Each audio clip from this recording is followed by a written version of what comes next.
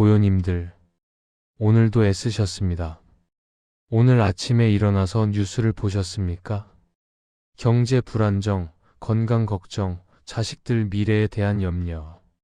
우리를 둘러싼 세상은 온통 불확실함으로 가득 차 있습니다.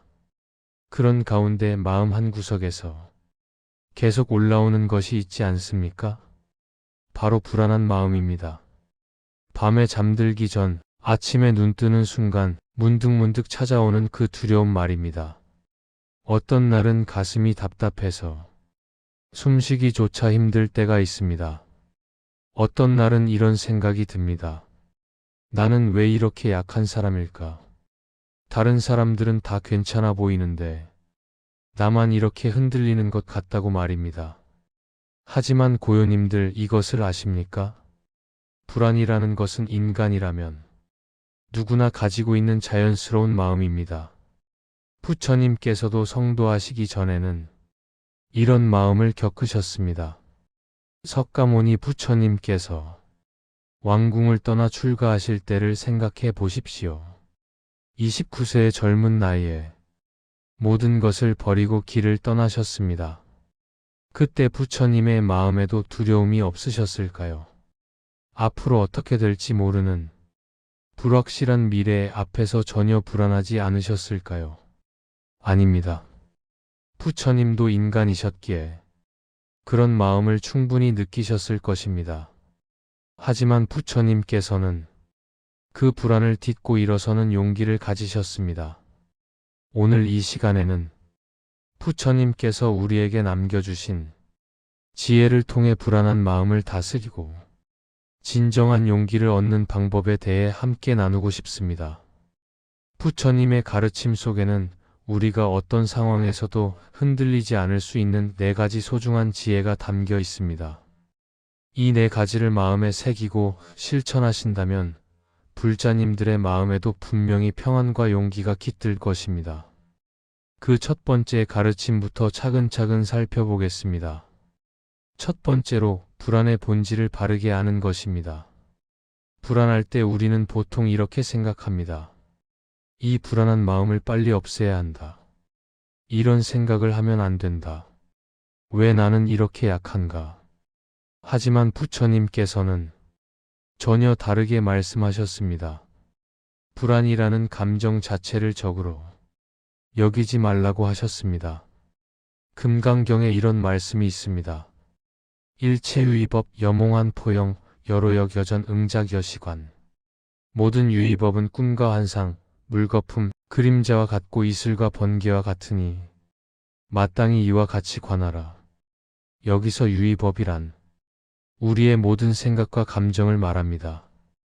불안한 마음도 마찬가지입니다. 그것은 구름이 지나가듯 일시적으로 나타났다가 사라지는 것입니다. 그런데 우리는 왜 불안해집니까? 바로 이 일시적인 감정을 영원한 것으로 착각하기 때문입니다. 지금 이 순간의 불안이 계속 이어질 것이라고 생각하기 때문입니다. 예를 들어보겠습니다. 건강검진을 받고 결과를 기다릴 때를 생각해 보십시오. 며칠 동안 온갖 걱정이 머리를 스쳐갑니다. 혹시 큰 병은 아닐까? 가족들은 어떻게 하지? 이런 생각들이 꼬리를 물고 이어집니다. 하지만 결과가 나오면 어떻습니까? 다행히 이상이 없다고 하면 그 순간 모든 불안이 사라집니다. 구름이 걷히듯이 말입니다. 부처님께서는 이것을 깊이 통찰하셨습니다. 모든 괴로움은 무상한 것을 상이라고 착각하는 데서 온다고 하셨습니다. 변하는 것을 변하지 않는다고 생각하는 데서 온다고 하셨습니다. 그러면 불안한 마음이 올라올 때 우리는 어떻게 해야 할까요? 첫째, 그 마음을 있는 그대로 바라보는 것입니다. 아, 지금 내 마음에 불안한 감정이 일어나고 있구나. 이렇게 객관적으로 관찰하는 것입니다. 둘째, 그 감정에 이름을 붙여주는 것입니다. 불안이라고 이름을 붙이고 나면 그 감정과 나 사이에 거리가 생깁니다. 나는 불안한 사람이 아니라 불안한 감정을 경험하고 있는 사람이 되는 것입니다. 셋째, 호흡에 집중하는 것입니다. 들숨과 날숨을 의식적으로 관찰하면서 마음을 현재 순간에 머물게 하는 것입니다. 부처님께서 가르쳐 주신 안반념, 즉 호흡에 대한 마음 챙김을 실천하는 것입니다. 이런 식으로 불안을 대하면 신기한 일이 일어납니다. 불안과 싸우지 않고 그냥 바라보고만 있어도 그 감정의 강도가 줄어들기 시작합니다. 마치 파도가 저절로 잔잔해지는 것처럼 말입니다. 조주선사의 어록에 이런 이야기가 있습니다. 한 수행자가 조주선사에게 물었습니다. 스승님, 번뇌가 일어날 때 어떻게 해야 합니까? 조주선사가 답했습니다. 번뇌가 일어나면 번뇌와 함께 앉아라.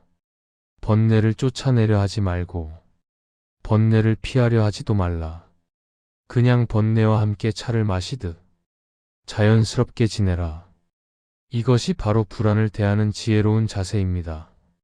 불안을 적으로 여기지 않고 잠깐 찾아온 손님으로 여기는 것입니다. 세 번째로, 지금 이 순간에 머무르는 용기입니다. 불안한 마음이 생기는 가장 큰 이유 중 하나는 우리가 미래나 과거에 마음을 두고 있기 때문입니다. 아직 일어나지도 않은 일을 걱정하거나 이미 지나간 일을 후회하면서 현재를 놓치고 있는 것입니다. 법구경에 이런 구절이 있습니다. 과거를 따르지 말고 미래를 바라지 말라. 과거는 이미 사라졌고 미래는 아직 오지 않았다. 오직 현재의 법을 현재에 관찰하라. 이 말씀의 깊은 뜻을 한번 생각해 보십시오. 우리가 정말로 살고 있는 시간은 오직 지금 이 순간뿐입니다. 과거는 기억 속에만 있고 미래는 상상 속에만 있습니다. 그런데 우리는 왜 자꾸 과거와 미래의 마음을 빼앗깁니까? 현재가 불편하거나 불안하기 때문입니다. 지금 이 순간을 온전히 받아들이기가 두렵기 때문입니다. 예를 들어 이런 경우를 생각해 보십시오. 직장에서 구조조정 이야기가 나올 때입니다. 그러면 우리 마음은 즉시 미래로 달려갑니다. 만약 내가 해고되면 어떡하지?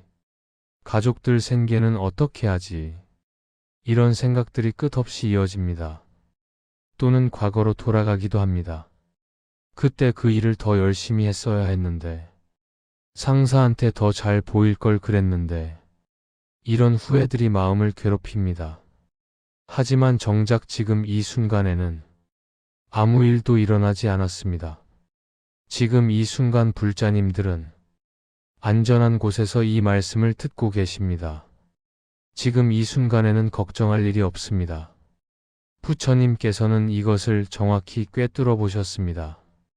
고통의 대부분은 실제 상황에서 오는 것이 아니라 그 상황에 대한 우리의 생각에서 온다고 하셨습니다. 그러면 현재에 머무르는 구체적인 방법은 무엇일까요? 첫째, 오감을 활용하는 것입니다. 지금 이 순간 들리는 소리에 귀 기울여 보십시오. 새소리, 바람소리, 차 지나가는 소리. 지금 이 순간 몸으로 느껴지는 감각의 주의를 기울여 보십시오. 의자에 앉아있는 느낌, 옷이 몸에 닿는 느낌. 둘째, 지금 하고 있는 일에 온전히 집중하는 것입니다. 밥을 먹을 때는 밥맛에만 집중하십시오. 걸을 때는 걸음걸이에만 집중하십시오. 이것이 바로 부처님께서 가르쳐 주신 사념처, 즉 마음챙김 수행입니다. 셋째, 감사할 일을 찾는 것입니다. 지금 이 순간에도 감사할 일은 얼마나 많습니까? 숨을 쉴 수 있다는 것, 눈으로 볼 수 있다는 것, 이렇게 좋은 가르침을 들을 수 있다는 것. 임재선사는 이렇게 말씀하셨습니다. 지금 이 자리에서 법을 듣고 있는 이 사람이 바로 부처다. 여러분이 지금 이 순간 깨어있는 마음 그 자체가 바로 불성이다. 이 말씀의 의미를 깊이 새겨 보십시오. 불자님들이 지금 이 순간 이 말씀을 듣고 있는 그 마음, 그 의식 자체가 얼마나 소중하고 거룩한 것입니까? 현재에 머무를 때 우리는 비로소 진정한 평안을 경험할 수 있습니다. 과거의 후회도 미래의 걱정도 모두 사라지고 오직 지금 이 순간의 고요함만이 남습니다. 세 번째로 무상을 깨달아 집착을 놓는 지혜입니다. 불안의 또 다른 큰 원인은 우리가 변하지 않기를 바라는 것들이 계속 변하기 때문입니다. 건강, 재산, 지위, 관계, 이 모든 것들이 우리 뜻대로 되지 않을 때 불안이 생깁니다. 부처님께서는 이것을 정확히 진단하셨습니다. 모든 것은 변한다. 이것이 우주의 근본 법칙이다. 이것을 받아들이지 않고 변하지 않기를 바라는 마음, 그것이 바로 고통의 근원이다. 초전법륜경에서 부처님께서는 이렇게 설하셨습니다. 일체계고 일체무상 일체무아. 모든 것은 고통스럽고 모든 것은 무상하며 모든 것은 실체가 없다. 이 중에서 특히 무상에 대해 깊이 생각해 보겠습니다. 무상이라는 것은 변하지 않는 것이 하나도 없다는 뜻입니다. 우리 몸도 변하고 마음도 변하고 주변 환경도 모두 변합니다. 그런데 우리는 왜 이것을 받아들이기 어려워할까요? 변화를 받아들이면 내가 사라질 것 같은 두려움 때문입니다. 내가 소중하게 여기는 것들을 잃을 것 같은 불안 때문입니다. 하지만 부처님께서는 정반대로 말씀하셨습니다. 무상을 깨달을 때 비로소 진정한 자유를 얻는다고 하셨습니다. 변화를 받아들일 때 비로소 평안을 얻는다고 하셨습니다. 한번 이런 상황을 상상해 보십시오. 여러분이 손에 모래를 꽉 쥐고 있다고 생각해 보십시오. 모래가 빠져나가지 않게 하려고 주먹을 더 세게 줍니다. 하지만 어떻게 됩니까? 더 세게 쥘수록 모래는 더 빨리 빠져나갑니다. 반대로 손을 펴고 모래를 자유롭게 놔둔다면 어떨까요? 일부는 떨어질 수도 있지만 손바닥에 남아있는 모래도 있을 것입니다. 그리고 무엇보다 손에 아무런 긴장도 없이 편안할 것입니다. 이것이 바로 집착을 놓는다는 것의 의미입니다. 우리가 붙잡고 있는 모든 것들을 자유롭게 놔주는 것입니다. 그러면 구체적으로 어떻게 집착을 놓을 수 있을까요? 첫째, 모든 것이 빌려온 것임을 깨닫는 것입니다. 우리 몸, 우리 재산, 우리 가족, 심지어 우리 생명까지도 모두 빌려온 것입니다. 언젠가는 모두 돌려줘야 할 것들입니다. 이것을 깨달으면 집착하는 마음이 자연스럽게 줄어듭니다. 둘째, 감사의 마음으로 현재를 누리는 것입니다. 영원히 내 것이 아니라고 해서 소중하지 않은 것이 아닙니다. 오히려 빌려온 것이기 때문에 더욱 감사하게 여길 수 있습니다. 꽃이 아름다운 이유도 영원히 피어있지 않기 때문이 아닙니까? 셋째, 놓아보내는 연습을 하는 것입니다. 작은 것부터 시작해서 점차 큰 것까지 놓아보내는 연습을 하는 것입니다. 물건에 대한 집착, 생각에 대한 집착, 감정에 대한 집착을 차례로 놓아보는 것입니다. 조주선사의 제자가 물었습니다. 스승님, 어떻게 하면 해탈할 수 있습니까? 조주선사가 답했습니다. 해탈하려는 마음도 놓아버려라. 심지어 깨달으려는 마음, 해탈하려는 마음까지도 놓아버릴 때 진정한 자유를 얻는다는 것입니다. 무상을 깨달아 집착을 놓으면 어떤 일이 일어날까요? 놀라운 일이 일어납니다. 오히려 모든 것이 더욱 소중하고 아름답게 느껴집니다. 영원하지 않기 때문에 더욱 값지고 귀하게 여겨집니다. 그리고 무엇보다 마음의 평안이 찾아옵니다. 잃을 것에 대한 두려움이 사라지기 때문입니다. 변화에 대한 불안이 사라지기 때문입니다. 네 번째로 자비심으로 용기를 키우는 방법입니다. 많은 분들이 놓치는 부분이 있습니다. 불안할 때 자기 자신만 생각한다는 점입니다. 내가 어떻게 될까? 내 문제는 어떻게 해결할까? 이런 생각만 반복합니다. 하지만 부처님께서는 전혀 다른 방법을 제시하셨습니다. 자비심을 기르라고 하셨습니다. 자신의 고통에만 몰두하지 말고 다른 생명들의 고통에 마음을 여는 것입니다. 자비심이라고 하면 거창하게 생각하는 분들이 많습니다. 하지만 자비심의 시작은 아주 작은 것에서 출발합니다. 연꽃경에서 부처님께서는 이렇게 말씀하셨습니다. 모든 생명체가 고통에서 벗어나기를 바라는 마음, 이것이 바로 자비다. 자신의 행복만 추구하지 말고 다른 존재들의 행복도 함께 염원하라. 왜 자비심이 불안을 이기는 용기를 줄 수 있을까요? 첫째, 시야가 넓어지기 때문입니다. 자신의 문제에만 갇혀 있을 때는 그 문제가 온 세상인 것처럼 느껴집니다. 하지만 다른 사람들의 어려움을 보게 되면 내 문제가 상대적으로 작게 느껴집니다. 둘째, 연결감을 느끼기 때문입니다. 나만 힘든 것이 아니라 모든 사람이 각자의 어려움을 안고 살고 있다는 것을 깨달으면 외로움이 줄어듭니다. 우리는 모두 같은 배를 타고 있는 동료들입니다. 셋째, 의미를 발견하기 때문입니다. 내 고통이 단순히 의미 없는 괴로움이 아니라 다른 사람들을 이해하고 도울 수 있는 자양분이 될 수 있다는 것을 알게 됩니다. 그러면 자비심을 어떻게 기를 수 있을까요? 첫째, 자의 명상을 실천하는 것입니다.